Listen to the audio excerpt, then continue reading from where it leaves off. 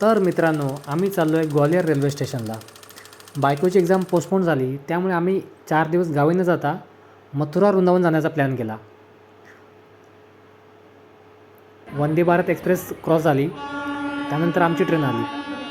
3 तासांचा प्रवास करून आम्ही पोचलो मथुरा रेल्वे स्टेशन. मथुरा स्टेशनपासून काही अंतरावरच श्रीकृष्ण जन्मभूमी मंदिर आहे, जिथे भगवान श्रीकृष्णाचा जन्म झाला. याच ठिकाणी आपल्याला कारागृह पाहायला मिळेल, जिथे देवकी वासुदेव बंदिस्त होते.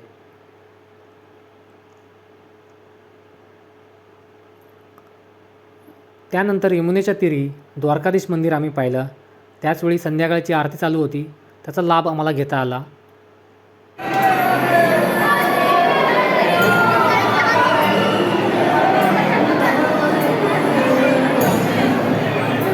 त्यानंतर रात्री 8 वाजता आम्ही निघालो मथुरापासून 10 किलोमीटर दूर वृंदावनला, जिथे प्रेम मंदिर आहे. रात्रीच्या वेळी प्रेम मंदिर अधिकच छान दिसत होतं. काही फोटोज आम्ही तिथे क्लिक केले. रात्री आम्ही मथुरामध्ये स्टे केला. तिथल्या रस्त्यावर हा बोर्ड पाहून फार अभिमान वाटला आपण मराठी असण्याचा. दुसऱ्या दिवशी आम्ही वृंदावनमधील इस्कॉन मंदिर, कृष्ण बलराम मंदिर, राधावल्लभ मंदिर पाहिलं. मंदिरामध्ये भजन चालू होतं.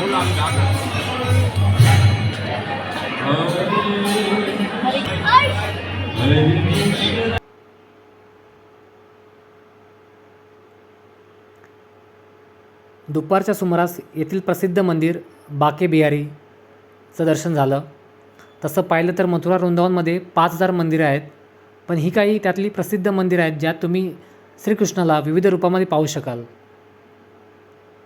मथुरा वृंदावन फिरल्यानंतर आम्ही निघालो गोवर्धन पर्वत पाहायला, जो वृंदावनपासून 20 किलोमीटरच्या अंतरावर आहे. तिथे परिक्रमा करायचा कोणताच प्लॅन नव्हता, पण पुढे काय घडलं ते तुम्ही पाहू शकाल.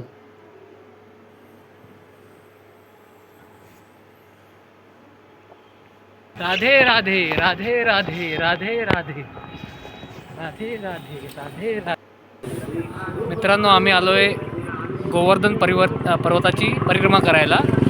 11 किलोमीटरची परिक्रमा आहे आणि मागे जो पर्वत दिसतोय तो आहे गोवर्धन पर्वत, ज्याला भगवान श्रीकृष्णाने आपल्या करंगळीवर उचललं होतं. हा बघा.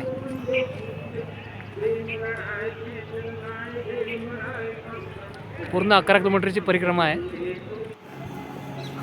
परिक्रमा चालू आहे आमची. आता बोर्ड आला आहे. 4.3 किलोमीटर आमची परिक्रमा झालेली आहे. अजून शिल्लक आहे 6.7 किलोमीटर. राधे राधे. जी लोक चारधामची यात्रा करू शकत नाहीत, त्यांनी गोवर्धन परिक्रमा 11 किंवा 21 किलोमीटर ची पूर्ण केली अनुवानी, तर तेवढंच पुण्य मिळतं. संध्याकाळ झाली आम्हाला. त्यानंतर परिक्रमा करून आम्ही गिरिराज, म्हणजेच श्रीकृष्णाने पर्वत उचलला म्हणून नाव गिरिराज, तर दर्शन घेऊन आलो. दुसऱ्या दिवशी नवीन वर्ष, नवीन सुरुवात, यमुना नदीचं दर्शन. ह्या पवित्र भूमीत, या देवभूमीत या वर्षाची सुरुवात करायला भेटली, हे आमचं भाग्य.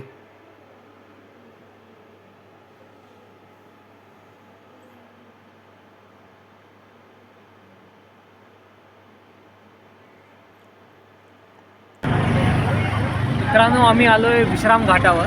यमुना नदीच्या तीरी विश्राम घाट आहे. विश्राम म्हणजे विश्रांतीचा घाट. जेव्हा भगवान श्रीकृष्णाने कंसाचा वध केला तेव्हा विश्रांतीसाठी इथे आलेत, असं इथल्या लोकांचं म्हणणं आहे. होडी चालवायचा मोह काय मी आवरू शकलो नाही. वर्षाचा शेवट पार्टी, मस्ती, गोंधळ न करता आणि हे पाश्चिमात्य संस्कृतीचं देणं आपण न स्वीकारता आपल्या भारतीय हिंदू संस्कृतीची परंपरा बाळगण्याचा आनंद हा वेगळाच असतो. हे या 2 दिवसाच्या प्रवासात मला उमगलं. आम्ही आता आलो आहे यमुना नदीच्या दुसऱ्या तटावर. ते शनिदेवाचं मंदिर आम्ही दर्शन घेतलं तिथे. त्यानंतर तो दिसतोय समोर अपोजिट साईडला, तो आहे कंसाचा किल्ला. आणि त्याच्या अपोजिट साईडला जे आहे ते आहे विश्राम घाट.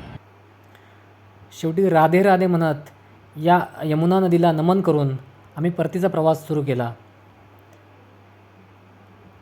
जय श्री राधे कृष्ण.